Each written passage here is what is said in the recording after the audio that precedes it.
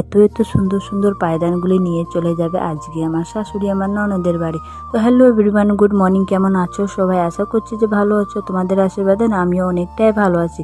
তো চলো আজকে দেখাচ্ছি এই পায়দানগুলি আমি নিজের হাতে কিভাবে তৈরি করেছি সেটাই দেখাবো। আশা করি ভিডিওটা লাস্ট অবধি দেখবে, ভালো লাগলে সুন্দর একটা কমেন্ট করে যাবে।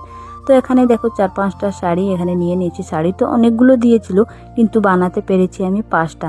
আর সেই 5টা বানাতে আমি একাই বানাইনি, আমার ভাস্তি ছিল, ওই বেনিগুলো করে দিচ্ছিল আর আমি সেলাই করতেছিলাম।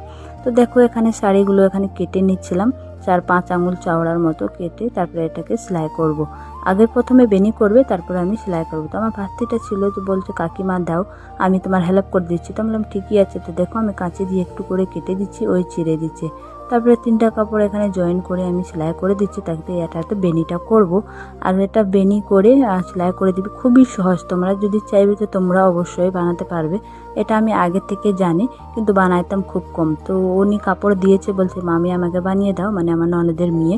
তো ওনার জন্য এগুলো বানিয়েছি 5টা, উনি নিয়ে যাবে। আজকে আমার শাশুড়ি মারা যাবে মানে দিতে এটা। আরও কিছু কিছু মানে যাবে শ্বশুর বাড়ি, তো তার জন্য একটু দেখাশোনা করে চলে আসবে। তোমরা যদি বানাতে চাও তাহলে এটা একা যদি বানাবে তো 2 দিন সময় লাগবে, আর যদি দুজন যদি বানাও তাহলে 1 দিনের সময় শেষ হয়ে যাবে। তো প্রথমে আমি দেখছি সবুজ কালারটা সেলাচ্ছি, তারপরে কালো দিব। তো আমার ভিডিওটা তোমরা কোথায় থেকে দেখছো কমেন্টে অবশ্যই জানাবা, আর এই পায়দানগুলি কেমন লাগছে সেটাও অবশ্যই জানাবা।